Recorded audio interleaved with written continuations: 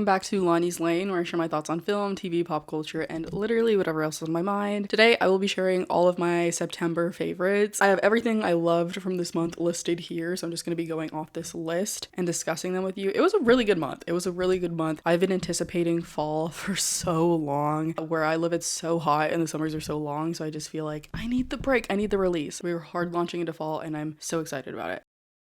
So first, let's talk about all the music that I liked this month. Guys, it happened. A little lore, a little fact about me if you need to know anything about me. If you even follow me on Instagram and you see the HC in my username, if you were ever wondering what that meant, it stands for Hachon, which is so funny. Every time I tell somebody about that, they're like, what? It's Hachon's initials. Of all my biases, I've just been like, you are it, sir. You're him.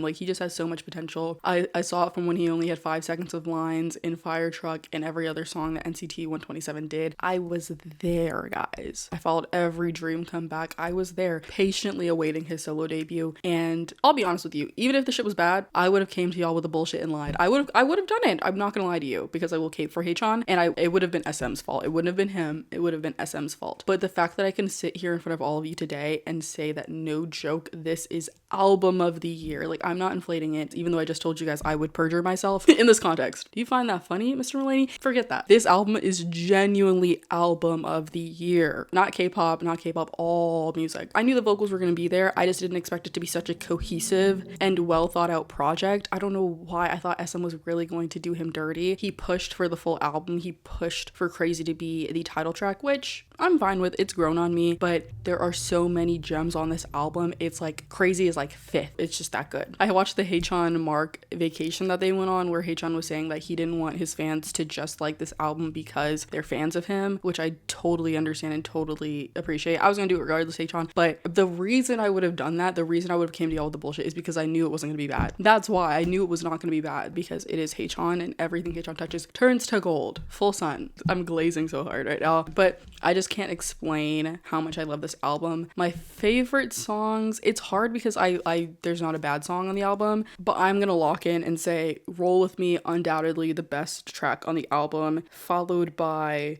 Should Be and Gray Rain are tied for me. I forget which one he wrote. I think he wrote Gray Rain, and so that's gonna be higher for me because just obsessed with that. But top 3, we're going top 3, Roll With Me, Should Be, Gray Rain. Top 5, What's Your Name, and Adrenaline. I just love the upbeat songs. I just love when Hachon gets to be a little cunty. I think that's everything. And I have it, guys. I have it with me. I'm so happy it came in time. But this is the first piece of K-pop merch I've bought in, like, no joke, probably like 6 years. Like, I think the last album I bought, it was probably We Go Up by NCT Dream when I was like a sophomore in high school. No, I was like probably a freshman, and like my light stick, like that's the last K-pop merch related purchase I've made. But I was obviously gonna show up for Hachon and buy his album. I love how big it is. It's just so ridiculous how big it is, and it feels right. I'll do like a overhead shot and show you guys my favorite pages in the spread, but it's just so gorgeous and it's so cohesive. I feel like promotions went so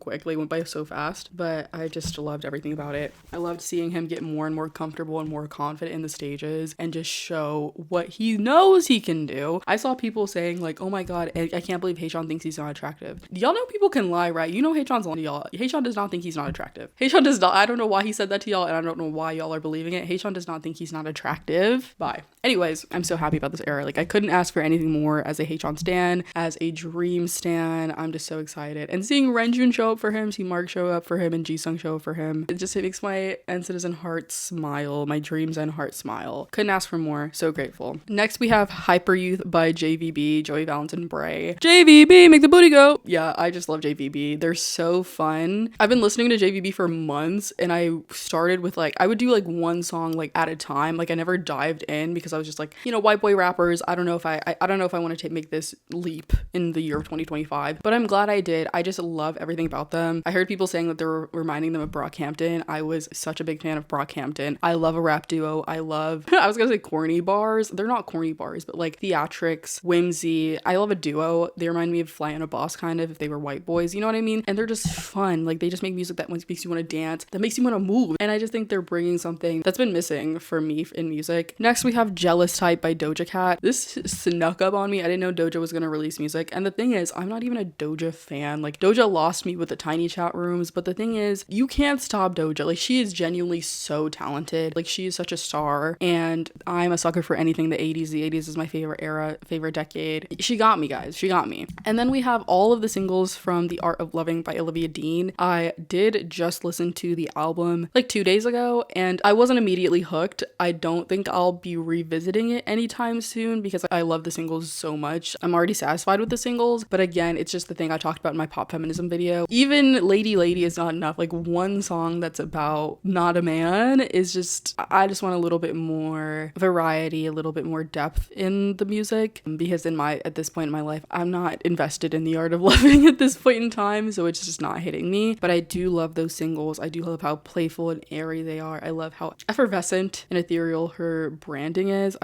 She's so impressive, and she kind of snuck up on me as well. So I wanted to give her a little shout out. And then we have Midnight Sun by Zara Larsson. I've been obsessed with her ever since I saw her VMAs red carpet. That look was so perfect for the VMAs, and it was just so cute, and just it was just, she had a vision and she executed it. It wasn't a reference, it was just her, and I think that branding is so on point. I also think her vocals are there. I just am excited to see what she does next. Again though, her album released the same day as Olivia Dean's, and I just was not impressed. I don't know. This is why I stay away from albums, especially when they first come out. It takes a lot to hook me in, and I just didn't get it. But love Midnight Sun. Very excited to see what she does next. Moving on to hobbies, I am so proud of myself. My second 30-day challenge was coloring every day. I think I took like 3, 4, 5. The way that just went up, I probably took like 5 days off, but the whole point of the challenges is not to do it every single day, but to just give myself an excuse to like, I have a reason to do this, because I'm a victim of the TikTokification of hobbies. I guess I can show you. I have the Ohuhu markers. I have so many of the Ohuhu markers. I'll do it better. But I spent a good amount of money on these markers and these coloring books, but I actually really enjoy it. I know the conversation is about like, oh, you're never going to be able to get your money's worth and actually engage with these hobbies, but I'm also like a serial hobbyist. I used to crochet. I had a crochet business and I just went ham on that, and now I'm coloring, and I feel like if you're going to do it, you're going to do it. You know, some people just like to shop and they just want to do that, but this is genuinely a good avenue for creativity, and it's really therapeutic. I can just color and listen to podcasts, which I actually got back into podcasts and audiobooks this month, which I'll talk about a little bit later, but it's the perfect avenue to do that and just relax, especially because I can't do puzzles right now because my cats are nuts, so I can't do that. But coloring, very relaxing, very therapeutic, and I'm very proud of some of the spreads I've been able to do. I got my first Bobby Goods coloring book. Let me show you. It's funny because it feels like such an investment, but they're only like $20, not that crazy. But I did the title page. Let me see if I can show you. I wonder if that'll focus. I did my title page. I was really proud of myself, and I've started working on this little bake sale page, and I think it's coming together great. I am really focusing on the shading, because that's the thing. When I started this, I was still like very much novice level, but I feel like just after 3 days, like after doing it consistently and not overthinking like, oh, which color is, which I still do. I do overthink it a little bit, but just doing it is the best. Like everybody says that, but you just have to do it. That's always my advice to anybody. Just do it. You will see progress and you will get better. And that's the reason I was like, okay, if I do it every day, I will get better. And I can say I did. I'm really proud of my progress and my shading. I'll show like 2 examples, like one of the pages I did at the very beginning and one of my most recent drawings, just to show the progress, because I just feel like it's so evident, and I feel like if I didn't do this, I wouldn't have improved at all. So I'm really happy about this challenge, and it's just my new favorite hobby. I did mention it in my You're Not Ugly But Maybe You Are What Now video that I would start coloring, and I have done it. I'm happy to say I have done it. It's not surprising. I like to keep my word, but I'm very happy with the progress I've made so far. Next, cooking. I've been really into cooking. I feel like that's such a lame one because I do work from home, so I should be able to cook, but I have been cooking so much more. And prosciutto? Why didn't y'all tell me about prosciutto? I've been so obsessed with prosciutto. I know it's probably not great to eat every day because of the sodium level, but it's not stopping me. Then I tried a butternut squash mac and cheese. I have never cooked with squash. I know pumpkin. My mom always made pumpkin bread, but I've never cooked with it for myself. I didn't know you had to roast it for at least an hour, but it was so worth it. That recipe was so good. So good. Probably will make it for Thanksgiving as well. And then lastly, there's this lady on TikTok and she's so cool. I just love her presence. And I've never actually made one for recipes, but then she made a recipe for oatmeal. I don't want to call it egg oatmeal, but she made her oatmeal. And the secret to making it creamy was to add eggs to it. So it's like a custardy consistency and it's so good. I'm just going to call it custard oatmeal because I think that's basically what it is. It's so perfect. And then you just add apples, peaches, whatever for the fall. And it's so spot on because I've been trying to eat like healthier. I always like oatmeal. And so I wanted to like cook it with the rolled oats and everything. And then the last hobby, this isn't really a hobby, but I have been wanting to read more. And I feel like for me, I just genuinely know books are not my preferred medium. I've read 12 books so far this year and my goal was 25, but I heard the other day that the average person reads 12 books. So I'm on average. I think that's great. I saw another video of this girl like justifying reading hundreds of books a year. And she's like, it's only every 3 or 4 days. And that really stuck out to me because with a movie, it's only like 2 hours for like the whole story. And then you can take your day. Even if you only watch like 2 movies a week, I feel like you have a lot of time to sit and reflect on it. And I feel like the pace at which a lot of people read is just not sustainable for me because I don't like to just read to read. I like to read to engage with the story and reflect, especially when I read nonfiction, when I read like Audre Lorde, when I read bell hooks. I really want to sit with it. And I was reading essays and Substacks and I like engaging with them, but I found this draft in my Google Docs and I read this article months and months ago and I just took notes on it and it inspired a video that I'm going to do. And it was just fun to go back and reread my reflections on the essay, my summary of the essay. I didn't read it with the intention of making an essay on it, but the fact that I made that connection and it's like so relevant now is really important to me. So I've been really trying to prioritize after I finish something to just sit and write a reflection on it, just how it made me feel. What were some of the things that stood out to me and just learning to really sit with the books and really engage with them rather than just reading them to read them, because that's really important to me to be intentional. I guess now I'll get into the books that I read. I have this book. I have Sister Outsider by Audre Lorde, which is just a collection of her essays and speeches. And I've been reading this for a couple months now, but I was like, oh, I'll just read like one a day. And like, you can do that. You can fully do that. Like, I think the longest of these is like 30 pages. Most of them are less than 10 pages. And so you could just like go through it. And I think Laura's writing is so accessible, but I think the important part of this is to really sit with it. She tackles so much. And for me personally, it makes me reflect on real life experiences that I had, and it makes me feel seen in those experiences. And it also helps me make sense of what I'm going through now, because I used to think it was funny to say like, oh, I've never had an original thought, but I kind of find comfort in that now, like especially reading somebody like Lorde and reading hooks and just thinking like, oh, like I'm seeing that in my real life. I've made some of those connections already. It makes me feel less alone in kind of like navigating the world, and I'm just grateful to have that experience. And so I really want to take my time and savor these works, and I'm annotating, and I just plan to come back to them, so I'm in no rush to finish this at all. But the 2 essays that I read this month were An Open Letter to Mary Daly and Man Child, a Black Lesbian Feminist Response. Highly recommend those. I'm really considering doing on this channel like each essay that I read, or it doesn't have to be Lorde, but it probably will be, just doing a video talking about my thoughts and how I engage with a text, and just, I don't know, it could be like kind of a book club thing. So let me know if anybody's interested in that. I don't know if there's really an audience for it, but that just sounds really interesting to me. The article I talked about earlier, it was called Nostalgia Reimagined. So that's going to be like kind of the basis for my next video essay, but it's just a great essay that talks about nostalgia, how its definition has evolved over time, and how it relates to current phenomena. So a very good read. I highly recommend. Now for YouTube videos and video essays. The first standout was Sexualization and Girl Groups, Having Our Cake and Eating It Too by Cheyenne Lynn. I love Cheyenne's videos. They're so good. I just love her perspective. She echoed a lot of my sentiments about Cat's Eye that I haven't seen anybody really talk about, especially with the recent ad campaign and everyone claiming it's so revolutionary and it's so progressive in its marketing, and seeing some of the pitfalls of that, some of the like the paradox of being in a girl group and being objectified, and also our ideas of diversity and how it is good marketing. Like, people are completely right when they say it's good marketing, but is it really deviating from the status quo in any meaningful, progressive way? I think it's a great exploration of that, especially from a fan perspective. I really like Cat's Eye. I really like what they're doing, but I can't help but just have these criticisms as a fan of them and as a fan of pop culture. It's inevitable. Next, we have Materialist Hates Its Audience by Antagonist, I believe is her name. It's just a great breakdown of materialists and articulates all of my thoughts about that film. I think I might have talked about it. I probably talked about it on my Patreon. I'm not the biggest fan of Celine Song, and I'm just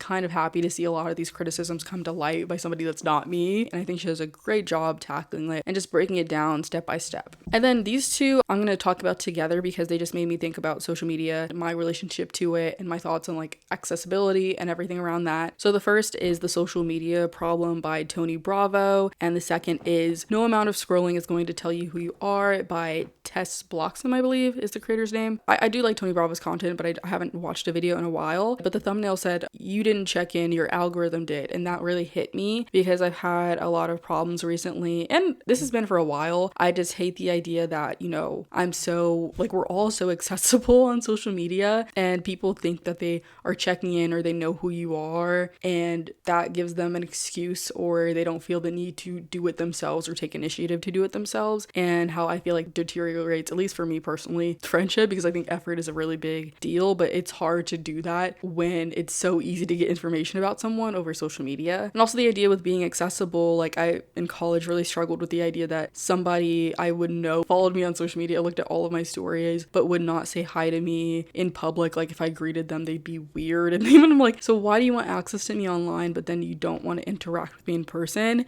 And so I feel like that just made me start reflecting on that, and how years later I still see this occurring, and how it's so odd and mind-boggling to me. And then the No Amount of Scrolling is going to tell you who you are. I took a break from like looking at my YouTube comments and my analytics and everything. I took a break from all social media for like a week, actually. It wasn't just YouTube, just to clear the noise in my head and the discourse. And then when I got back on TikTok, and this girl was like, well, everybody knows that Nick went to Rolling or whatever rave he went to, and I was like, I'm so happy I'm not everybody. I watched Love Island for 6 weeks. I was in the Nicolandria hive, Nicolandria for a few weeks after. I needed to get back to my life and being invested in that. And so I think those videos just really sparked a lot of thoughts about that for me. This isn't a YouTube video, but I started listening to the You Are Good podcast again. This was like my favorite podcast. This and 60 Songs That Explain the 90s. These two podcasts were like my favorite. I would listen to them back to back for months earlier this year, and then I just kind of stopped because I kind of took a break from movies. But when I did my 30-day movie challenge again, I watched so many. It's because I wasn't watching movies that they were talking about on the podcast. But after doing my 30-day movie challenge, I watched a lot of movies, so I got the ability to binge them, and I was so happy. I just love the way that they talk about film, and they value feelings, and they value just connecting it to our personal lives. It slows down the movie taking process, because I feel like the problem, which I will talk about in my video on my main channel, is that a lot of people don't have the time because they have jobs, or they're just not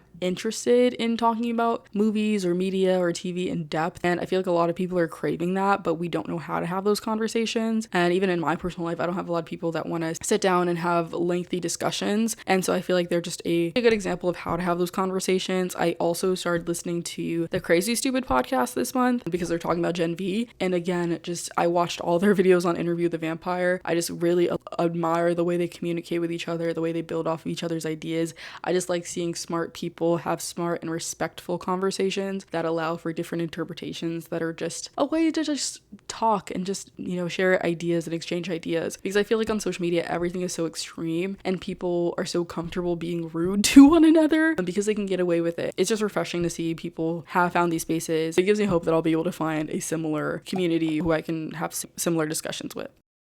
I don't think Long Story Short technically came out in September. It definitely came out in August, but I don't know if I watched it in August. I might have waited till September. But this, I want to say it's the best show of the year. I don't know. I have to look at everything else I watched, but Long Story Short is amazing. I liked BoJack Horseman. I love BoJack Horseman. I'm not as big as a fan as most people are, but I was really excited for the show, and it did not disappoint. I think I like this more than BoJack Horseman, but not as much as Tuca and Birdie. But I just love everything about it. I love the characterization. I love how culturally specific it is. I learned a lot about Judaism that I didn't know, how people come to Judaism. It made me understand why people would come to religion with Kendra's character. I just think it was so well told, innovative, the non-linear storytelling structure, just incredible. I highly recommend everybody to go watch it. Then I started watching Peacemaker. I finished season 1 in like 2 days. When I first started, I was like, do you want to taste it? I was like, is this the vibe? But I was quickly won over by this cast of characters. They're so fun. They're so affable, and it's unfortunate, but I just love them. I just think James Gunn, he just does found family so well. I don't know how to explain it. He does found family so well. He does explorations of masculinity so well. I just think it's a great first season. My only critique is the Amelia Hardcore and Peacemaker dynamic. Who wants them together? I understand. I think he does a great job of exploring like the toxic masculinity between both of those characters and the bravado that comes from that and how it pushes people away by being awful. Like Peacemaker is awful, and aside from murdering people, and just how he talks about people, treats people. And I feel like you can be redeemed and also not get the girl. And I haven't finished season 2 yet, so I don't know how this is gonna go. I'm interested to find out, but I don't want them together. I feel like that's not the wrong message, but I feel like, yeah, you just kind of become a better person so you can get the girl, which is not what he's saying, obviously. But I feel like it would be more interesting if we didn't just have to fall into that. Also, considering that Peacemaker is bisexual, which is something I hope they explore a little bit more explicitly later in the show. But I have no complaints. Tim Meadows is in season 2, making me laugh my ass off. I'm locked in. I didn't expect to love this show so much. I just watched it because my dad was watching it. Very impressed so far. Gen V started this month. I'm gonna make a video on it with all of my thoughts, so I'm not gonna talk about it too much here. And also, we're only like halfway through the season. Now let's talk films. I guess we'll go in order. So we can talk about Secretary first. I talked about it in my 30-day movie challenge. I love Secretary. It's a new favorite movie. I did get the physical copy. I got this DVD, and I'm so kind of mad because everywhere I looked, like I wanted a specific cover that they didn't have, but I mean, it's fine. It's not a big deal. I got it for the movie. And so the movie is inspired by a book, and I was very excited to read it because it was only like, it was so short, and I got the book. It's in the Penguin Classics. It's pretty simple, really cute cover, and I was excited to read it. And then I started reading it, and I found out it's a short story collection of 4 short stories. The Secretary is the third short story, the third chapter of this book, so you won't get to it until you read 72 pages. So I read the first short story and I was like, okay, sure. Then I got to the second one and I could not finish it. I could not. There's just something about the writing, and it just, everything kind of muddles together. I just decided during the second story to skip to Secretary because that's where I was there for anyway, and I wanted to read it so I could get to the podcast episode where they talk about it on You Are Good. And the crazy part is that the Secretary section is only 17 pages that kind of tie into the movie. Like they have some of the quotes from the movie, some of the dialogue straight from the book, but it just was not worth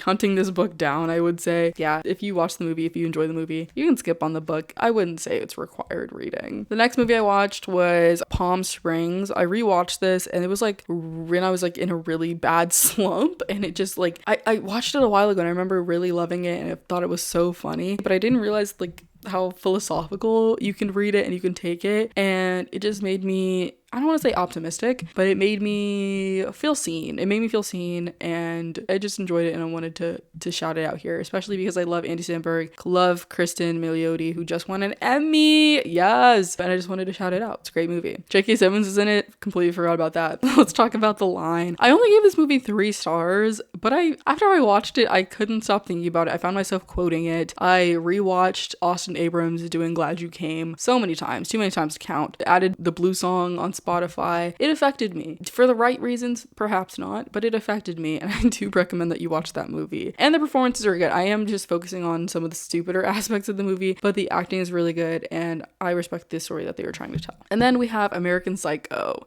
I like this movie. I didn't realize it was supposed to be so funny. I was laughing at so many parts of it, but overall, I didn't find it hilarious. The only part that was like, oh my god, this is hilarious, was the last sequence when he saw the security guard at the desk and he was like, don't forget to sign in, and then he was like, he's like, oh, I have a gun. And then I guess this is spoilers, when he's at the ATM with the cat and it says feed me a stray cat, and he's trying to push the cat in the slot, and then he puts the gun to the cat's head, like the gun's gonna be like, oh shit man, chill, like like the cat knows what a gun is. Splendid. I have to return some videotapes. Classic. And then lastly, let's do clothing. So I have my Cezanne cardigan. I don't know how you say it, Cezanne. I have this cardigan. I'm gonna back up so you can see it a little bit. And it's just really cute. It was a bit pricey. It was a bit of an investment, but I want to start investing in clothing pieces that are higher quality that I'm gonna wear for a long time. And I just thought this was a good fall purchase. And with that, that's everything. Yeah, that was just a holistic overview of my September. I had a really great month, a really great introduction to fall. I just wanted to make another video, just come out here, talk to y'all, have a little aesthetic thumbnail that says September favorites, and make use of this channel. So let me know what you enjoyed this month. Are you excited for fall? I didn't mention it, but I am obsessed with getting the perfect pumpkin chai latte. I've been trying to make it at home, and I got like the Tazo concentrate. I got the Chobani pumpkin creamer, and that is crack. That is like crack. But together, maybe I wasn't using enough concentrate, I don't know, but till the last day when I used a little bit more, it tasted better, but I wasn't impressed. So I'm really on the hunt for a perfect chai latte this fall. So if you have any recommendations, not for lattes, but for anything, just let me know. Let me know what your fall bucket list is. What are your must-dos for fall? I'd love to know. What were some of your favorite things from September? What are you going to be for Halloween? I'd love to know. Give me some ideas in the comments below. I actually already know what I'm going to be, but whatever. Anyways, that's all for today's video, guys. Thanks for hanging out with me. I will see you guys in the next one. Bye.